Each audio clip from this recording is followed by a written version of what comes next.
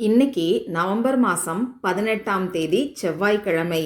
இந்த நாளுக்கான பலன் என்னன்னு டாரோ கார்டு மூலமாக இப்போ நாம் தெரிஞ்சுக்கலாம்.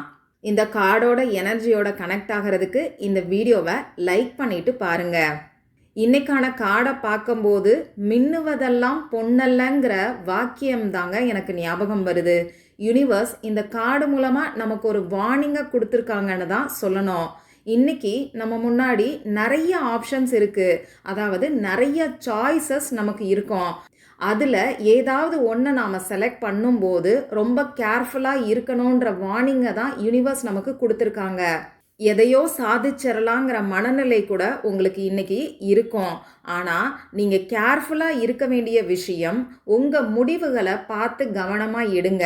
அடுத்தவங்க சொல்கிறாங்கங்கிறதுக்காக அதை அப்படியே நம்பிடாதீங்க. அதில் உண்மைத்தன்மையும் இருக்குது, போலித்தன்மையும் இருக்குங்கிறத புரிஞ்சுக்கோங்க. உங்ககிட்ட பேசுகிறவங்க உண்மையாக பேசுகிறாங்களா இல்லை மனசில் ஒன்றை வச்சுக்கிட்டு வெளியில் ஒன்றை பேசுகிறாங்களாங்கிறத கவனித்து பாருங்கள்.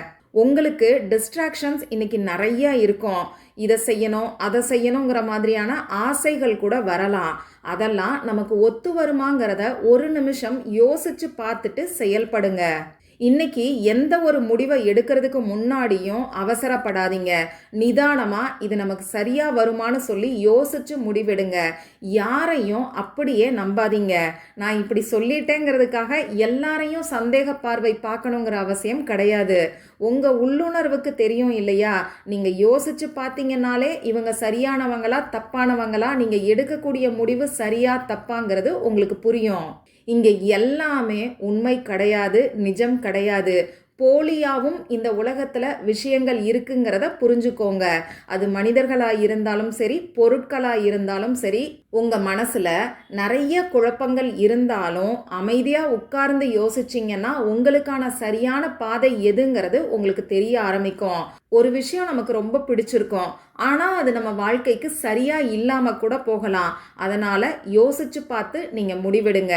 இந்த வீடியோவை பார்க்குறவங்க டிவைன் அலைன்னு சொல்லி கமெண்ட் பாக்ஸில் டைப் பண்ணுங்க.